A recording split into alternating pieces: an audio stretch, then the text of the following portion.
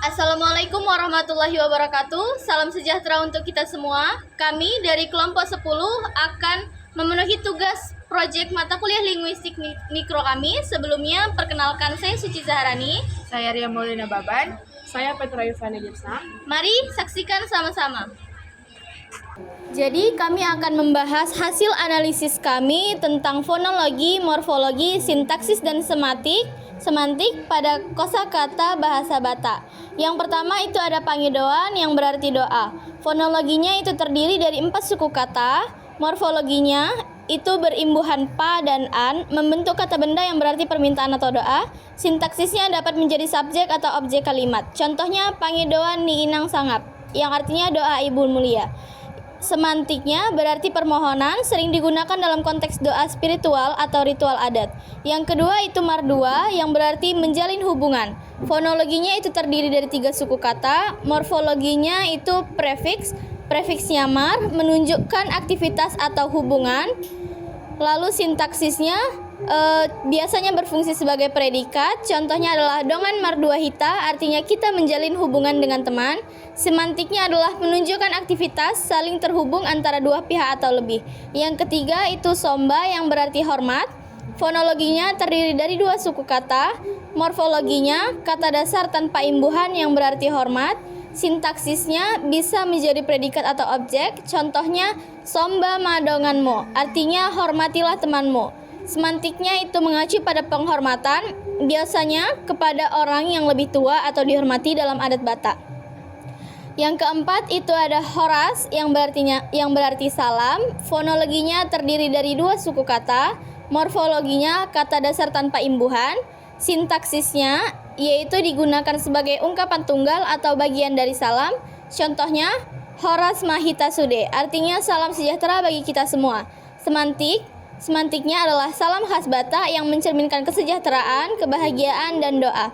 Yang kelima itu ada runggung yang berarti kelompok atau komunitas. Fonologinya terdiri dari 2 suku kata. Morfologinya kata dasar tanpa imbuhan yang bermakna kelompok. Sintaksisnya yaitu berfungsi sebagai subjek atau objek. Contohnya runggung namarsada mangolu denggan. Komunitas yang berarti komunitas yang bersatu hidup dengan baik. Semantiknya mengacu pada kelompok atau komunitas yang memiliki tujuan bersama. Yang keenam, mardomu atau yang berarti menjalin hubungan. Fonologinya terdiri dari 3 suku kata. Morfologinya kata dasarnya adalah domu yang berarti bertemu. Prefiksnya mar menunjukkan aktivitas. Sintaksisnya adalah biasanya sebagai predikat. Contohnya dongan mardomu hita, artinya kita menjalin hubungan dengan teman. Semantiknya berarti menjalin hubungan baik pertemanan maupun hubungan adat. Baik, yang ketujuh ada denggan yang berarti senyum. Fonologinya terdiri atas 2 suku kata. Morfologinya kata dasar tanpa imbuhan. Sintaksisnya sebagai predikat atau atribut. Contohnya mangan madenggan, artinya itu makanlah dengan senyum. Semantiknya mengacu pada kebaikan atau senyuman, sering dihubungkan dengan keadaan damai. Yang ke-8 ada namboru yang berarti bibi. Fonologinya terdiri dari 3 suku kata. Morfologinya kata dasar tanpa imbuhan berarti bibi dari pihak ayah. Sintaksisnya sebagai subjek atau objek. Contohnya namboru mardomu hita, yang berarti bibi menjalin hubungan dengan kita. Semantiknya tidak hanya berarti bibi secara literal tetapi juga relasi kekerabatan adat. Yang ke-9 ada huta yang berarti desa. Fonologinya terdiri dari 2 suku kata. Morfologinya kata dasar tanpa imbuhan. Sintaksisnya sebagai subjek, objek, atau pelengkap.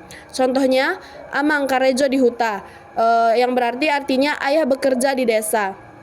Semantiknya mengacu pada desa atau tempat tinggal tradisional dalam konteks adat Batak. Yang ke-10 ada ulos yang berarti kain tradisional Batak, di mana fonologinya terdiri dari 2 suku kata. Morfologinya kata dasar tanpa imbuhan. Sintaksisnya sebagai subjek atau objek. Contohnya ulos di pasahat matu namboru, artinya ulos diberikan kepada bibi. Semantiknya simbol adat Batak sering digunakan dalam acara budaya atau adat. Yang ke-11 ada parahot yang artinya sakit. Fonologinya terdiri dari 3 suku kata. Morfologinya kata dasar hot, dan prefiksnya ada kata pa. Sintaksisnya sebagai predikat atau atribut.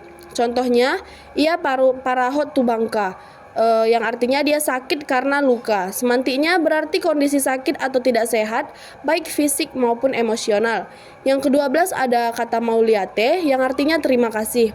Fonologinya terdiri dari 4 suku kata. Morfologinya, prefiks ma menunjukkan suatu keadaan atau tindakan. Kata dasar uliate berarti syukur atau terima kasih.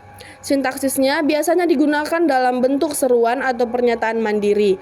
Contohnya, mauliate ma tuhita sude, yang artinya terima kasih kepada kita semua. Semantiknya ungkapan syukur atau penghargaan yang sering digunakan dalam konteks adat atau kehidupan sehari-hari. Yang ke-13 ada karejo yang artinya adalah bekerja. Fonologinya terdiri dari 3 suku kata. Morfologinya kata dasar rejo, prefiks ka menunjukkan tindakan atau keadaan aktif. Sintaksisnya sebagai predikat. Contohnya, amang karejo di huta, yang artinya ayah bekerja di desa. Semantiknya berarti melakukan pekerjaan atau aktivitas produktif. Yang ke-14 adalah kata mangan, yang mana artinya adalah kata makan. Fonologinya terdiri dari 2 suku kata. Morfologinya kata dasar tanpa imbuhan, sintaksisnya sebagai predikat. Contohnya, kita makan denggan, yang artinya kita makan dengan baik. Semantiknya berarti aktivitas makan baik literal maupun metaforik untuk menghidupi. Amang atau bapak, fonologinya terdiri dari 2 suku kata a dan mang. Bunyi nasal eng diakhiri suku kata. Morfologinya kata dasar tanpa imbuhan berarti ayah atau bapak. Sintaksis sebagai subjek atau sapaan. Contoh, amang namarsada manakas denggan. Bapak yang bersatu akan memimpin dengan baik. Semantik tidak hanya berarti ayah secara biologis tetapi juga figuran pemimpin dalam keluarga atau adat. Kemudian ada marsada bersatu. Fonologi terdiri dari 3 suku kata marsada. Morfologi kata dasar sada atau satu, prefiks mar menunjukkan aktivitas atau keadaan. Sintaksis sebagai predikat. Contohnya dongan marsada hita, kita bersatu dengan teman. Semantiknya menunjukkan keadaan saling bersatu atau rukun dalam kebersamaan. Kemudian dongan atau teman. Fonologinya terdiri dari 2 suku kata do, ngan. Bunyi nasal eng muncul di tengah. Morfologinya kata dasar tanpa imbuhan berarti teman. Sintaksisnya sebagai subjek atau objek. Contohnya, dongan denggan marsada, teman yang baik bersatu. Semantiknya mengacu pada teman atau sahabat baik secara literal maupun figuratif. Kemudian ada hita atau kita. Fonologinya terdiri 2 suku kata, hi, ta. Morfologinya kata dasar tanpa imbuhan berarti kita atau inklusif. Sintaksisnya sebagai subjek atau pelengkap. Contohnya, hita marsada matuhuta, kita bersatu menuju desa. Semantiknya menunjukkan kelompok yang mencakup pembicara dan lawan bicara. Kemudian ada hamu atau kalian. Fonologinya terdiri dari 2 suku kata yaitu ha dan mu. Morfologinya kata dasar tanpa imbuhan berarti kalian atau jamak. Sintaksisnya sebagai subjek atau pelengkap. Contohnya, hamu mangan marsadama, kalian makan bersatu. Semantiknya menunjukkan kelompok orang yang tidak termasuk berbicara. Dan yang terakhir itu inang atau ibu atau bibi. Fonologinya terdiri dari 2 suku kata i dan nang. Bunyi nasal eng di akhir kata. Morfologinya kata dasar tanpa imbuhan berarti ibu atau bibi. Sintaksis sebagai subjek atau sapaan. Contoh, inang nadenggan mangan di huta, ibu yang baik makan di desa. Semantiknya mengacu pada ibu secara literal atau figuratif sebagai tokoh perempuan yang dihormati. Itu dia tadi pembahasan dari kami. Semoga bermanfaat bagi teman-teman sekalian. Mauliate.